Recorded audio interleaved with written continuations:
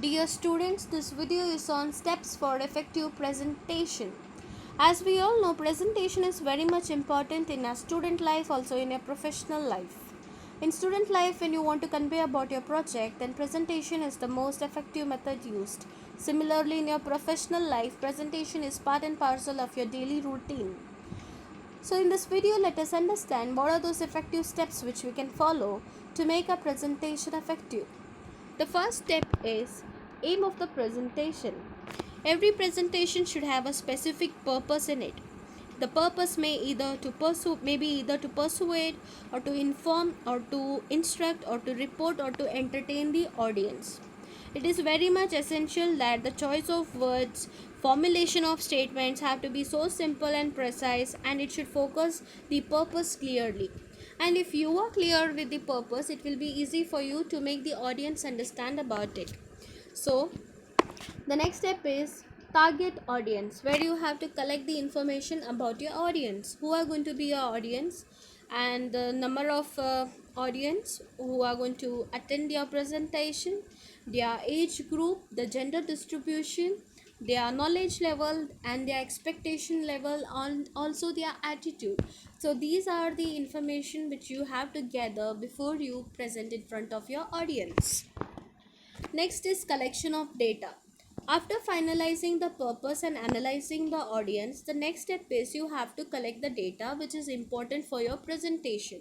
You can collect it through by referring the n number of books or online resources available on the internet. And remember, the more you collect the data, it will be more easy for you to convey the information to the audience, because you are going to be much more familiar with the topic. Next step is sequencing of data. Once you have collected the data, it is your responsibility now to sequence the data, place it in a proper order. The first comes the introduction part, where the presenter has to attract the audience and prepare them towards the presentation by introducing them the topic. Second comes the body, which is the most important part, where the maximum part of the topic is being explained in this part. Then next is conclusion. Conclusion is where you are going to sum up the entire presentation point, and never conclude or end the presentation immediately. Always ask the audience for some feedback, some suggestions, or their opinions on their presentation. Then the next step after the conclusion comes is question or handling queries, where the presentation can be called as an effective one if the response of the audience in questioning session is good. So here you can invite questions from all the audience, and the presenter need to be gentle, gracious towards the audience, and see that you avoid the arguments.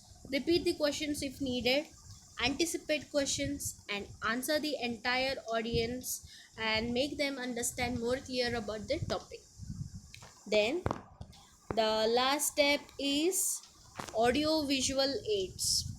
Preparing handouts and visual aids supports the presentation always. It enables the audience to understand the concept with clarity and also enhances the effectiveness of the presentation. Usually, the impact of visualization is greater than reading and listening. So, always it helps the audience to recall and remember the presentation easily.